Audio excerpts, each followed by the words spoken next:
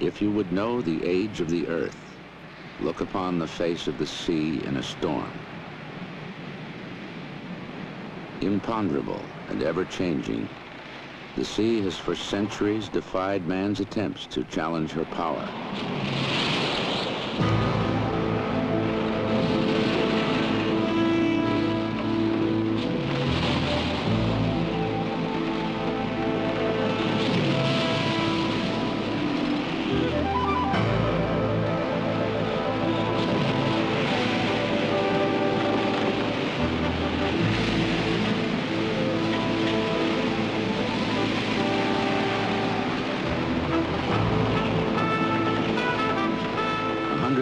Years ago, the lines were starkly drawn.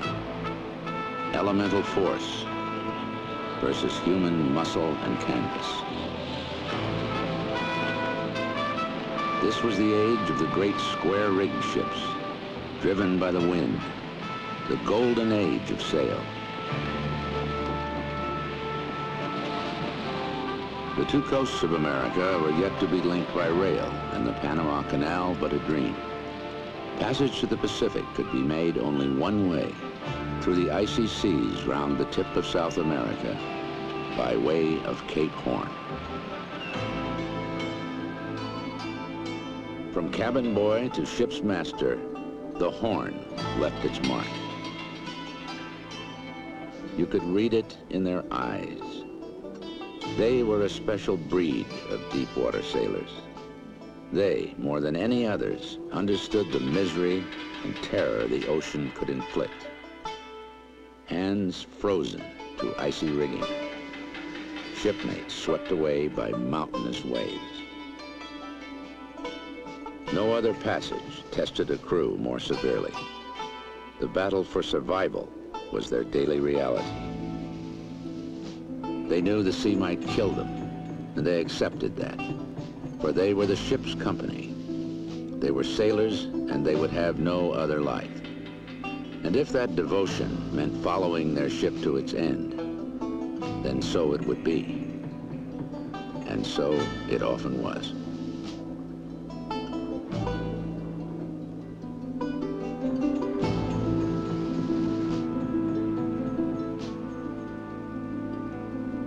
Off Cape Hatteras, the Scilly Isles and the English Channel, Cape Fear, the Potato Patch, the Cape of Good Hope, Hellgate, the Roaring Forties, Cape Disappointment. These were hellholes dreaded by sailors around the world, places where tide, wind, current, or rocks conspired to bring the full fury of the raging sea to bear upon ships and men.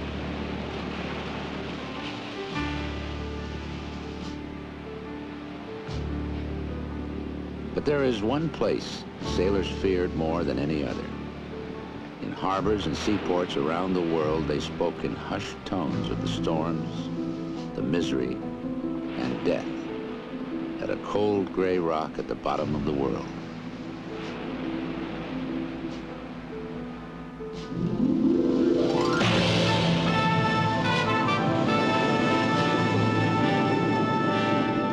Cape Horn. Sailors called it Cape Stiff. With 100-knot winds and 60-foot seas, it was the ultimate test of a mariner's skill and a ship's strength. Sailors talk of the blind horn's hate. Call it superstition, if you will. To a captain, it was common sense. The prudent course was charted far toward the south, where the ship might bear a better chance for survival. But for many thousands who strayed too close to the rock, the last thing they ever saw was the haunted face of Cape Horn.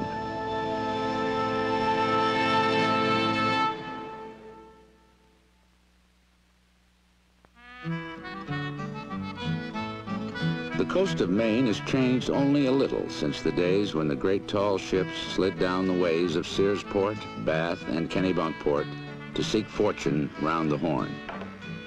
Those ships are gone now. But the skills that built them survive, and that is well. The skills are a legacy, telling of men in another age, what those men believed was good, and how they believed things should be. The practice of these skills joins the generations in preserving a piece of our great-grandfather's world, ships that served in one of man's greatest adventures. Ships like the whaler Charles W. Morgan and the little bark Joseph Conrad, both veterans of the Cape Horn trade, now docked in Mystic, Connecticut. Ships like the Balclutha in San Francisco, the Star of India in San Diego, and in Greenwich, England, the last of the clipper ships, the Cutty Sark. To see them and walk their decks is to step back in time, to leave the land behind and ride the dreamless sea in a tall ship leaning on the wind.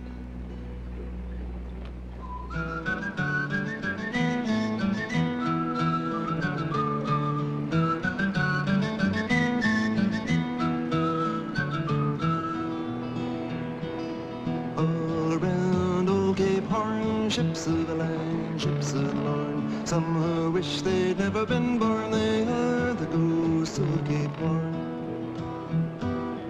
All around a riddle-de-rum with a rim-dim-diddy and a rum-dum-dum. Sailing away at the break of dawn, they are the ghosts of Cape Horn. See them all in sad repair, demons dance everywhere, southern gales, tattered sails, and none to tell the tale. Come all of you rustic old sea follow the bright southern cross, you were rounding the horn in the eye of a storm when you lost her one day, and you read all your letters from oceans away, then you took them to the border of the sea.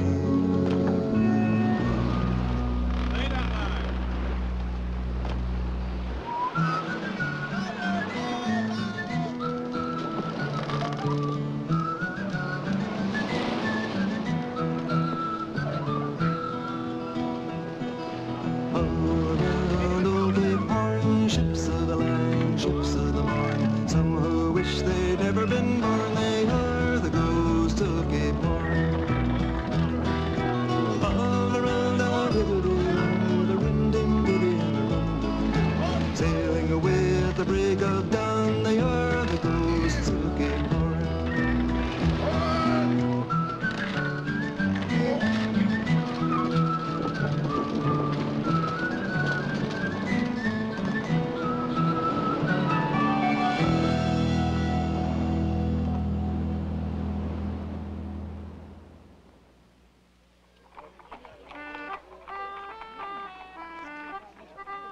From Maine to Georgia, the East Coast seaports of the early 1800s were lined with whalers, coastal schooners, fishing sloops, and deep-water packet ships, all fueling the commerce of a young, growing nation. Americans shared an innocent exuberance in those years, a sense that they could go anywhere and do anything. The common man's dream of opportunity and adventure, and the aristocrat's dream of empire, found a common vehicle in these ships. The ships that settled California. The ships that challenged Cape Horn.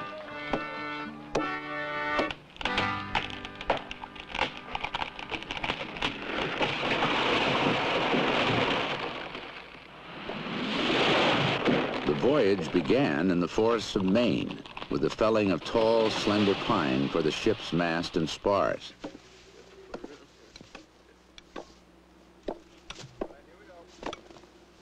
Patterns built to the lines of a finely carved model were traced onto the timber. Thus, the shape of the builder's model became the shape of the ship.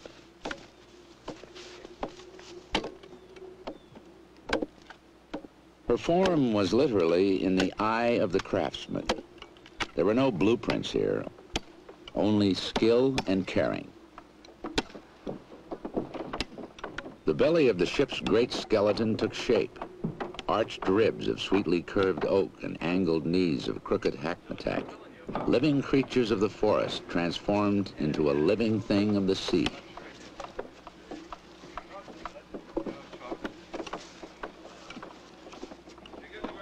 No two pieces of wood were quite the same, and none but the keel from which they grew was quite straight.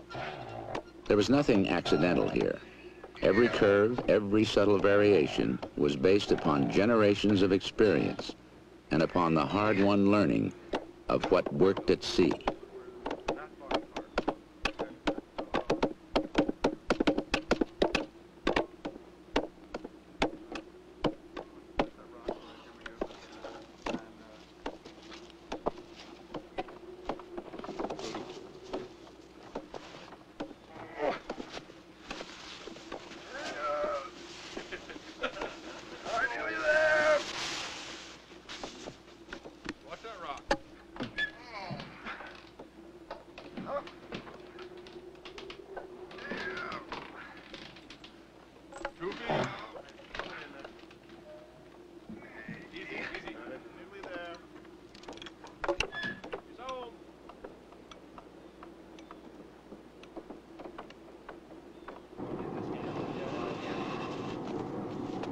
Early each morning, a steam box would be fired up to cook the planks of long-leaf yellow pine that formed the vessel's outer skin.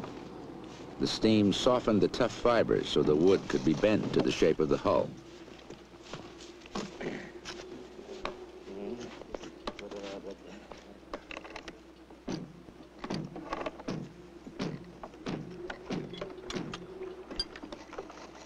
Each generation refined the process a bit and made a few changes. Such was the evolution of the shipwright's art, the high technology of their day and the embodiment of 4,000 years' experience under sail. Oh, they call me Hanging Johnny. Away, boys, away. They say I hang for money, so hang, boys, hang. Well, first I hung me brother. Away, boys, away. And then I hung me mother. So hang, boys, hang. I hang a brutal mother. Away, boys, away. The same as any other. So hang, boys, hang. Come hang and sway together. Away, boys, away. And hang for better weather. So hang, boys, hang. It's a rope for me, my ladder.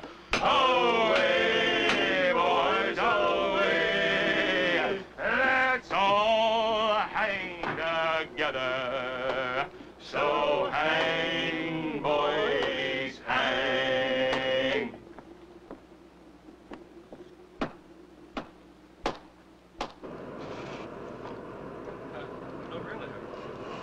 With each ship, the last plank or shutter plank had a special meaning. Like the keystone in a Roman arch, it bound up all the forces in the structure and completed the hull. And the ship had to be well found if she were to survive the long voyage westward, the 18,000-mile voyage around Cape Horn.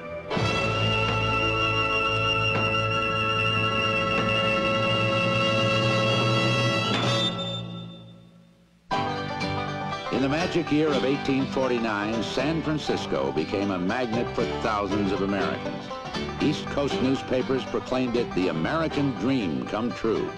Fame and fortune for a few days' work, if you were lucky. The California gold rush was on. Accounts of the discovery could scarcely command belief, but believe they did. 100,000 of them seeking instant wealth. The country was swept with gold fever. Some came in covered wagons, 3,000 miles across the American wilderness. But most of the 49ers came by sea, around the Horn, in what was described as the greatest human migration since the Crusades. Shipyards could barely keep up with the demand for fast passage to the gold fields. A new breed of ship was born.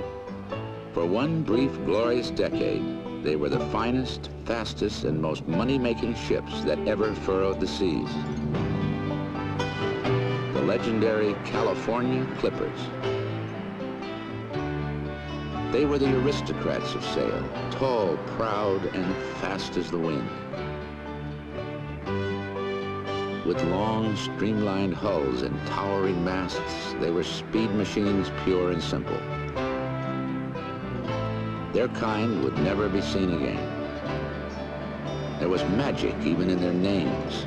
Sovereign of the seas, wings of the morning, witch of the waves, young America.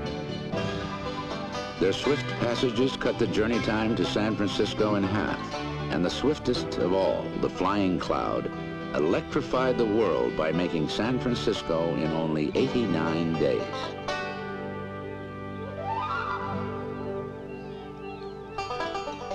In the year before the gold rush, only 8 ships had called at the sleepy little town of San Francisco.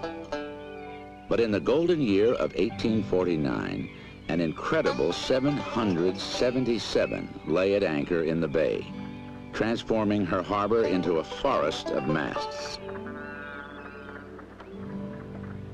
It was a shanty town born overnight. The human onslaught brought with it rampant lawlessness. The first 6 years of the San Francisco gold rush saw 1,200 murders committed with but 2 convictions. Vigilante mobs dispensed their own brand of justice, and a culprit was always found. The demands of the city for building materials were often met by cadavers of derelict ships, their timber and iron scarce commodities. For ships returning to the east, a willing crew was an even scarcer commodity. $40 a head was at one time the going rate paid to crimps for delivering men in any condition to the forecastle. Their haunts were the waterfront boarding houses and dives along the street that came to be known as the infamous Barbary Coast. A gentleman was advised to be armed, for everywhere were the crimps, ready and able to make a tidy, bloody profit selling his body. Sweetening the snare were 2,000 French ladies imported to provide a very traditional service.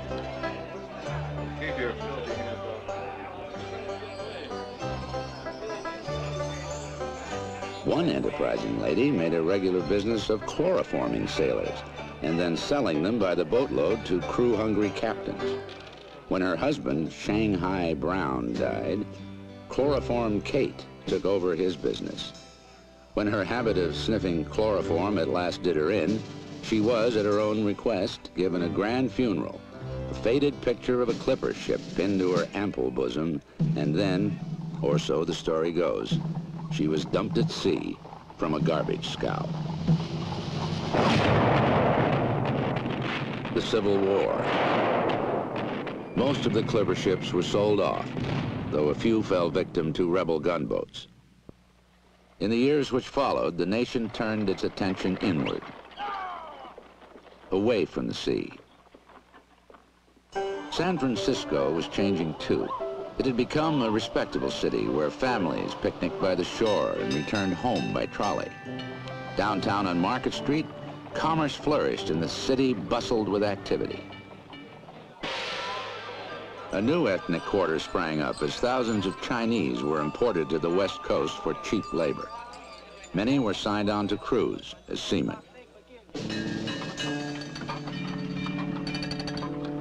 The harbor of the 1870s was filled with a new breed of steel and iron ship, 4 times that of a typical gold rush vessel. But our expanding industrial society find no place for their kind. The railroad was coming. Soon steel tracks would span the continent. Instead of 89 days, the journey from east to west coast would take but a week. It would be the death knell for the age of sail.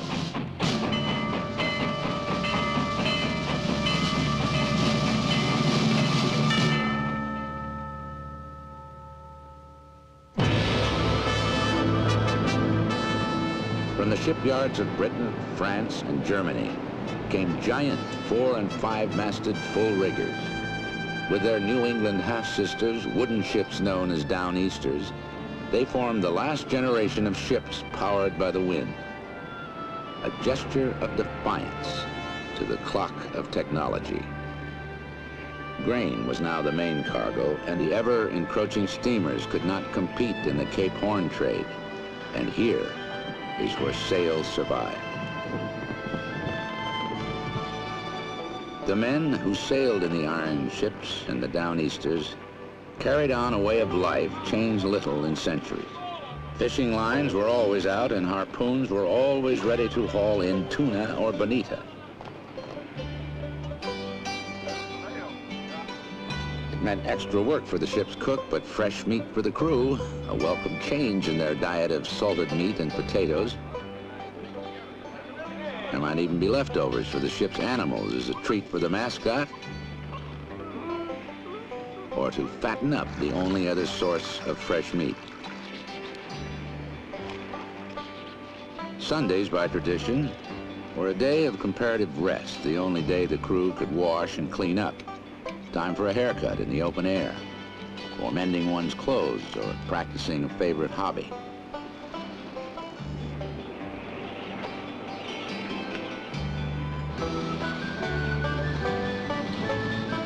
Soon enough, it would be back to the unending work of the ship.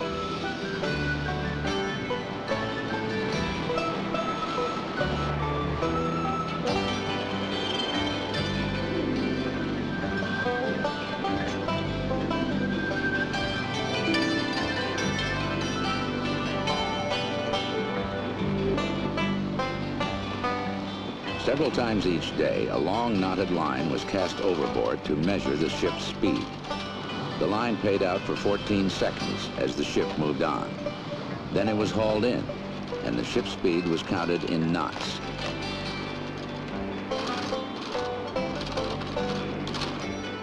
Each man had to master a number of skills necessary for the ship's maintenance. Injuries were inevitable. Every man on board was expected to work as long as he had strength to stand. Even a broken bone was not a certain excuse. Every moment of every day, every man had a job to do. The mates made sure of that. And the mate kept busy too. He had the captain to answer to.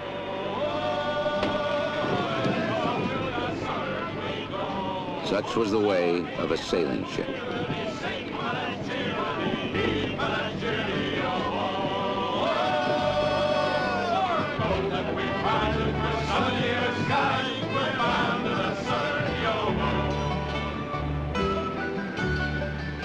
A big ship could have over 30 miles of rigging, as many as 500 separate lines. Everyone on board had to know the name and exact position of each line, even on the darkest night.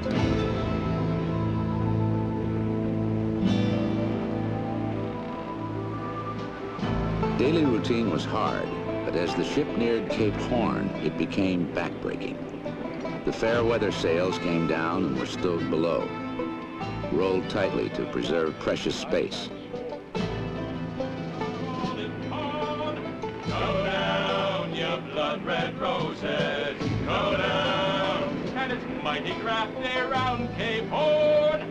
Go down, you blood-red roses. Every part of the rigging was overhauled. The crew would be busy for days, splicing, tarring, and reserving. The work was tedious, but it had to be done. My dear old mother wrote a letter to me. Go down, you blood-red roses, go down. Skill and patience applied here might mean survival at Cape Horn. Blood-red roses, go down. Oh, you pinks and posies, go down, you blood-red roses, go down.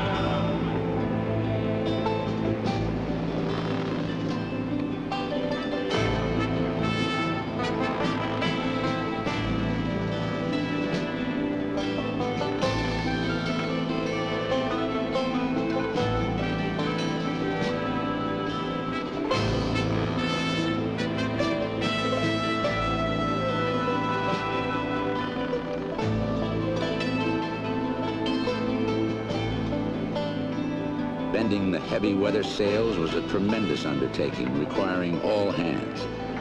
A single sail could weigh a ton, and hoisting it 80 feet to the main yard called for many grueling turns of the capstan.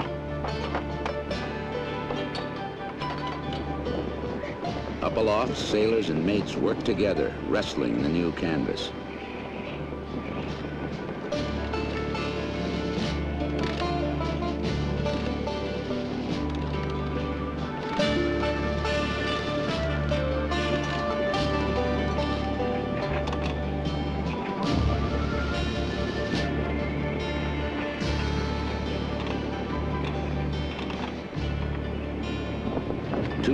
Feet above the ocean or standing on the deck, each man knew what the other would do. Each man depended on the other. Crew and ship became a single living thing, ready to fight for survival against the fury of Cape Horn. She sailed great seas both night and day.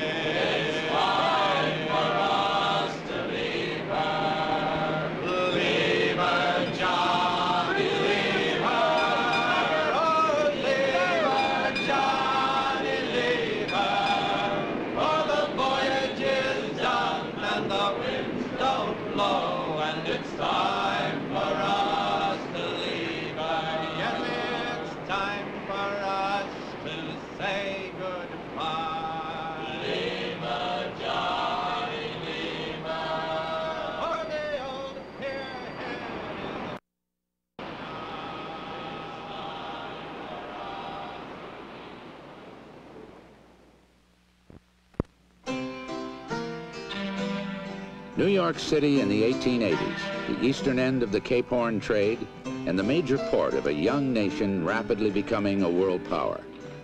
Alive with ferry boats, coastal schooners, and downeasters, it seemed to herald a new age. The great bridge that would soon join Manhattan to Brooklyn was but a hint of the marvels that would follow. But traditions kept on, and old ways died hard.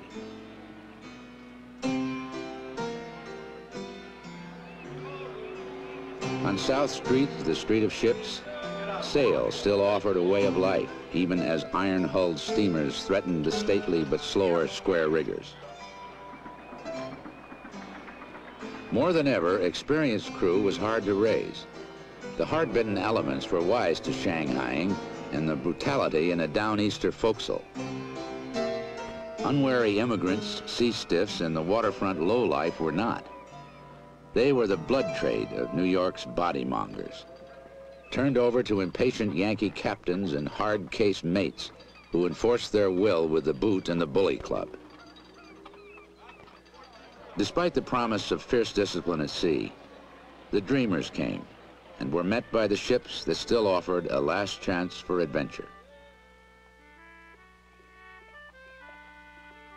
The Down East shipyards of Maine still built traditional wooden vessels, refusing to compromise with the steel riveter.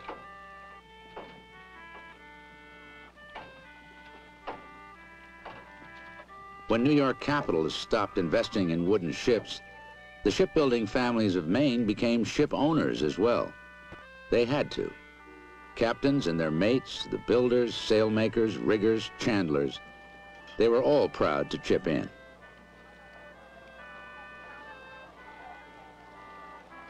These were second-generation clippers with a century of Yankee learning in their lines. They were called Down Easters, and when they were launched, the whole town turned out. Plank owners, those who had an interest in the new ship, came on board to inspect their investment and celebrate its christening. Even the babies were brought on board for their first look at their future livelihood. And perhaps a sailor's last look at his loved ones.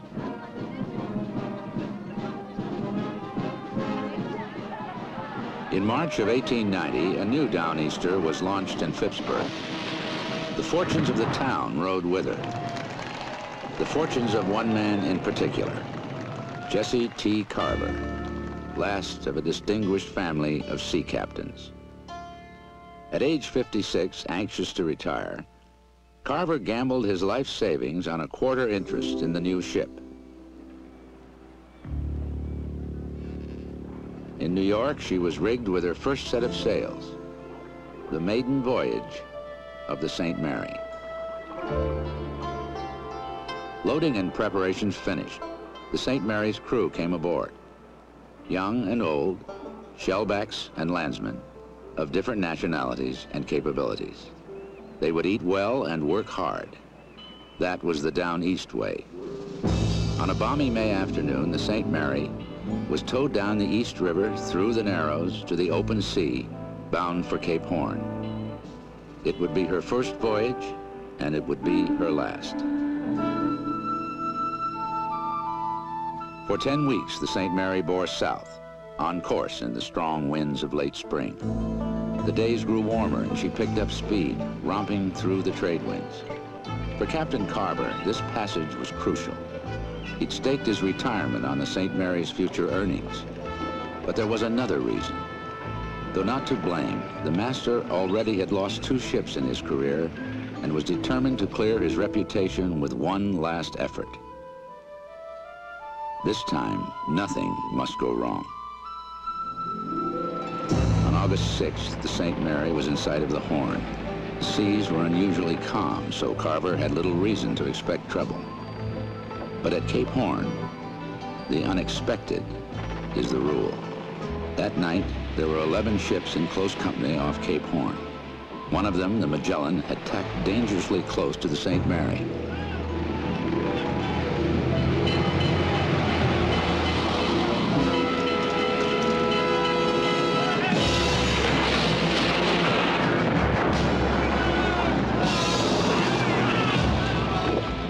The Magellan sank with all hands, but the St. Mary managed to stay afloat. Her larboard rigging ripped away.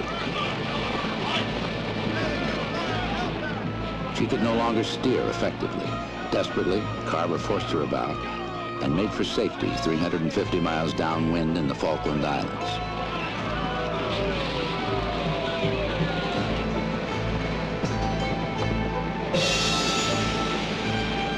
For 3 days and nights, the captain and his crew battled to drive the St. Mary on to the Falklands. It was the jinx of the Horn, bad weather hounding a damaged ship. On the 4th day, while the exhausted captain slept, the lookout sighted breakers. The crew tried to bring the big ship about into open water. Instead, they headed for the hidden shoals of Pinnacle Rocks.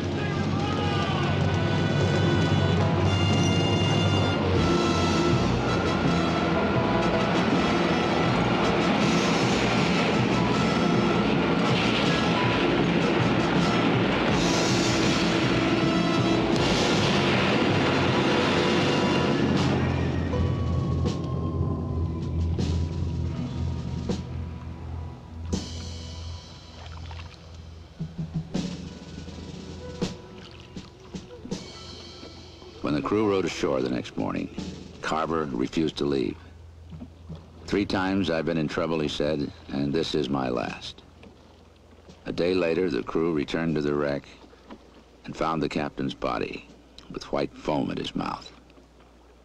His death remains a mystery. The St. Mary's crew landed on a remote beach in East Falkland and found their way to a shepherd's cabin. To a man, they were safe. The St. Mary broke up in a storm a few weeks later.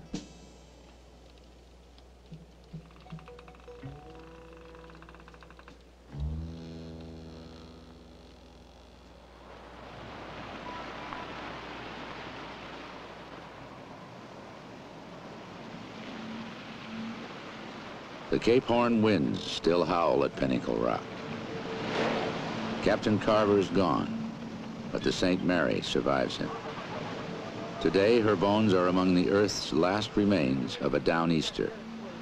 And before these 2 are destroyed, men from the 20th century have come to claim them.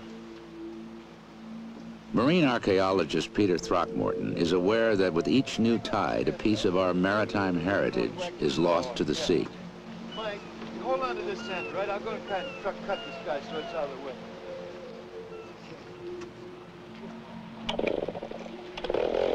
He and his crew have come to remove a 40-foot section of the St. Mary's tween decks for return to Maine, where she was built nearly a century ago.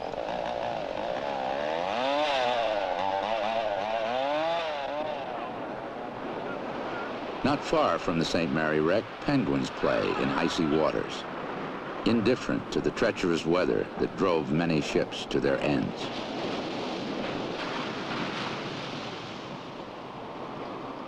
Okay, Mike, we'll see you in half an hour, eh? Look at it, run, keep track.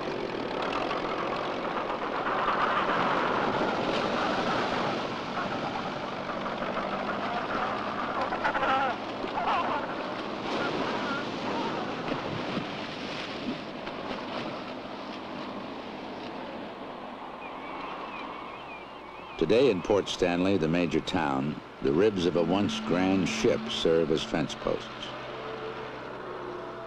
Dusty attics are crammed with nautical odds and ends. There are whole ships to be found here as well, like the Charles Cooper, an 1850s New York packet ship. Throckmorton has removed the Cooper's sternpiece, a magnificent example of the Yankee woodcarver's art. Using a silicone rubber molding compound, he makes a detailed mold of the carving, taking care that no details are missed.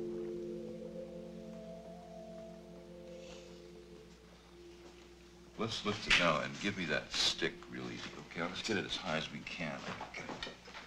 Come from there. Okay, see if we can get going. Just very easy. Easy. That's right. Just keep the pushing.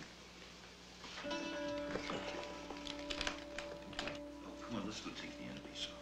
Okay. Let's go try to roll it back. That's okay, well, lift him up. Ooh, yeah, he's there. The molding material will record the finest intricacies in the carving, down to the grain of the wood. All right, well, I suppose we better let him go right over it. 19th century craftsmanship preserved for all time by 20th century technology. Look at that, red paint still there. Really a nice job.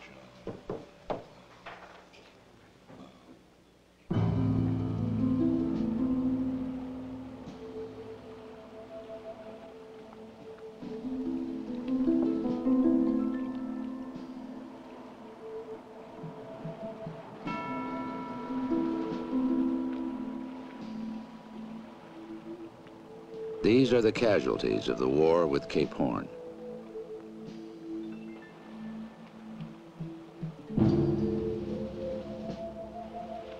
A war fought long and hard, but never really won. A struggle which claimed many thousands of lives and many hundreds of ships.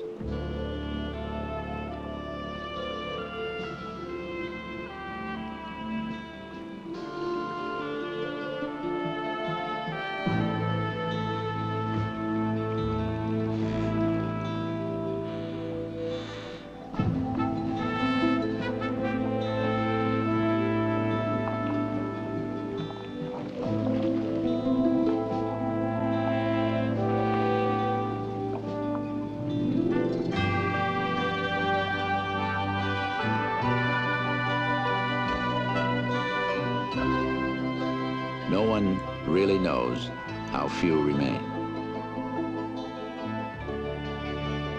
The war with Cape Horn lasted for more than 300 years. It's over now, but its legacies survive.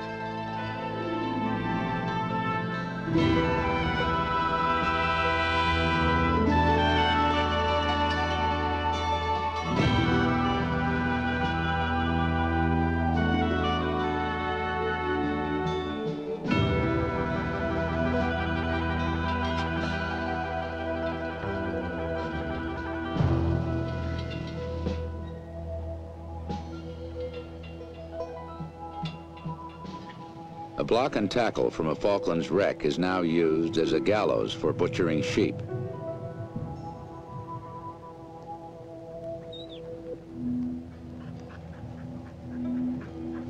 Time and geography say otherwise, but the islands resemble nothing so much as rural Scotland a century ago. With no roads, television, or newspapers, the outside world has been kept at a comfortable distance. And although the Cape Horn wind ships no longer limp into their harbor, the Cape Horn weather still dominates their lives.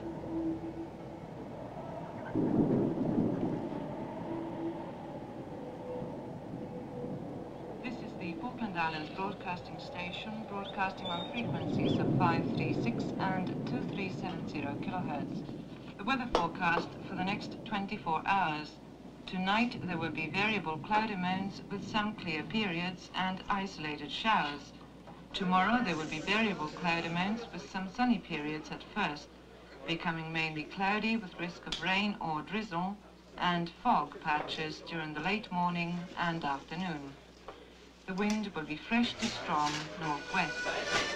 Lighting up times for tomorrow, 7:15 p.m. Come on now, drink, you know this song.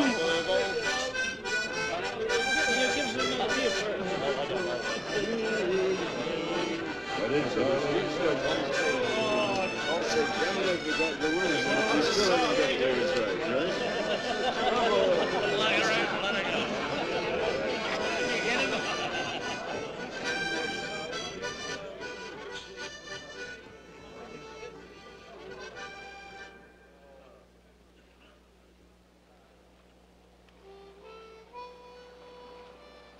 The Falkland Islands have preserved another age, an age that buried thousands of ships. A haunting memory remains in their songs, in the vast cemetery of their harbors.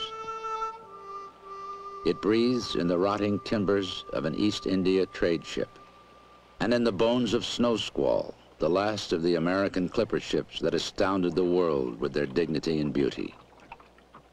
The ships that met Cape Horn and could go no further.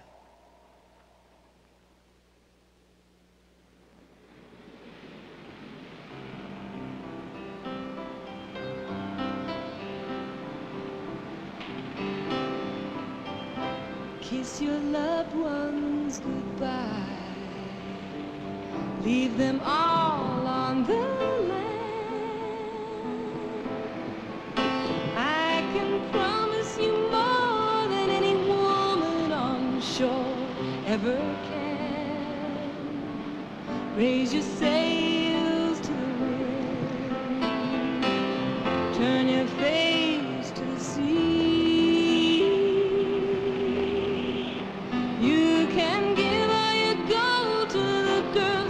Your heart is for me,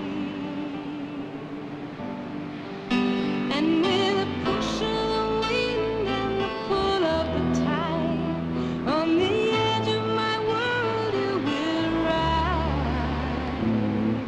with the song of the sea, with the song of the sea.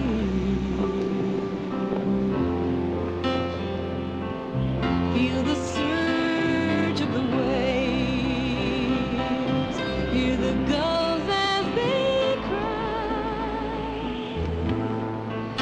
Well, they're just like you, they gotta soar on the blue or they'll die. And you'll always be mine, you belong to the sea.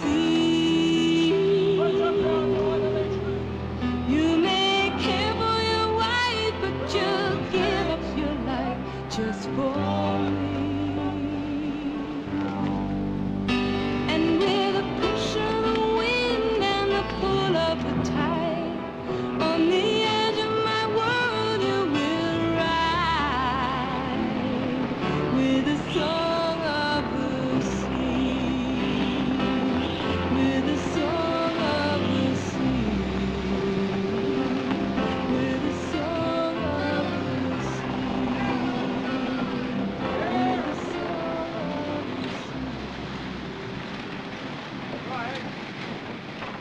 If there was a man on board with some romantic notion about life at sea, and there were always several, Cape Horn would knock such foolishness out of him.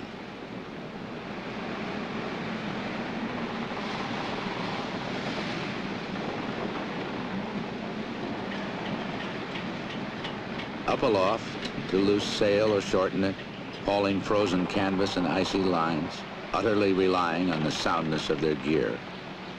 A loose knot or broken foot rope could send 30 men to their deaths.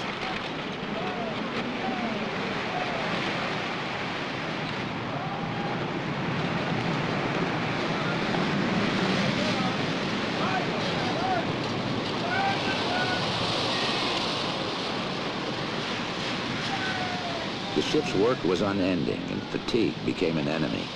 So the ingrained disciplines of order and routine took over, and the men carried on mechanically.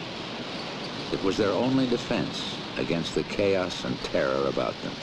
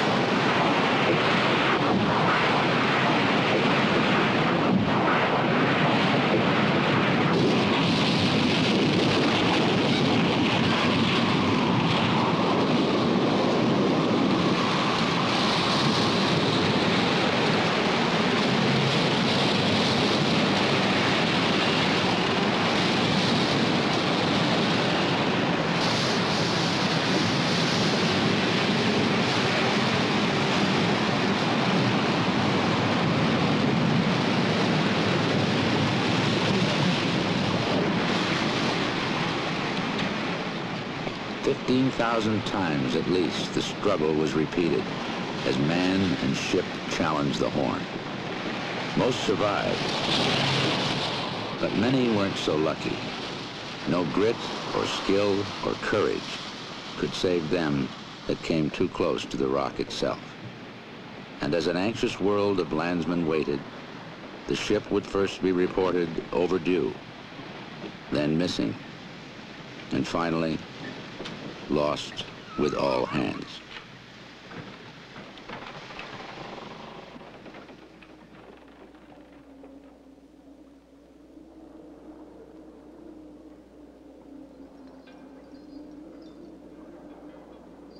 Tens of thousands of seamen vanished with their ships. The ocean floor, a common, unmarked grave. The bodies of sailors and sea captains were almost never recovered. The price of a dream, to leave the shore behind and to never look back.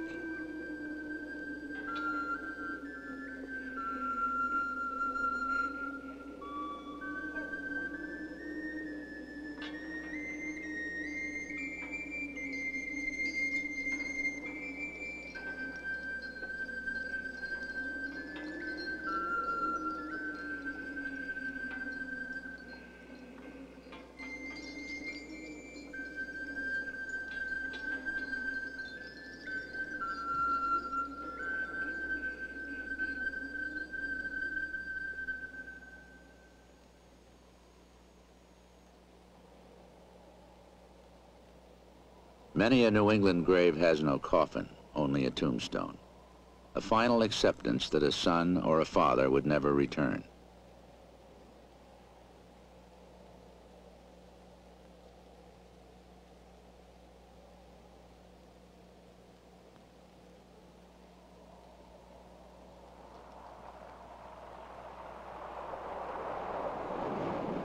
At the height of the war with Cape Horn, some towns lost nearly an entire generation of young men to the sea.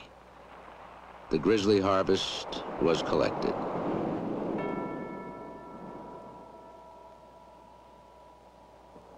The townfolk bore them away, knowing that but for Providence, it could have been them.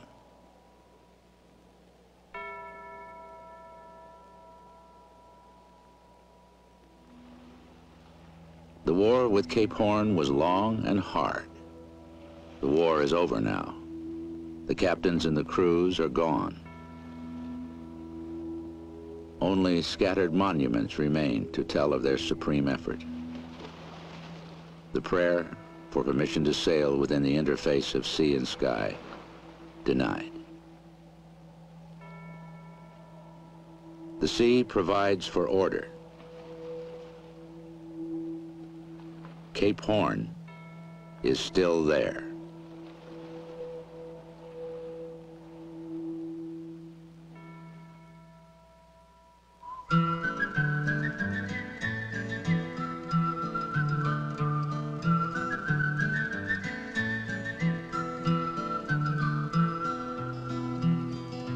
All around old Cape Horn, ships of the line, ships of the morn. Some who wish they'd never been born, they are the ghosts of Cape Horn.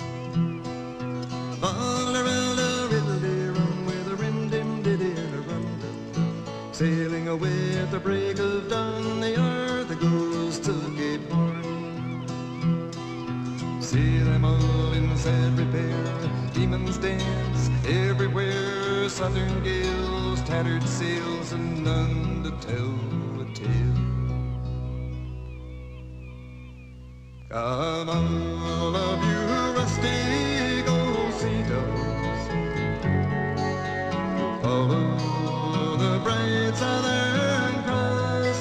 You were rounding the Horn in the eye of a storm when you lost her one day, and you read all your letters from oceans away, and you took them to the bottom of the sea.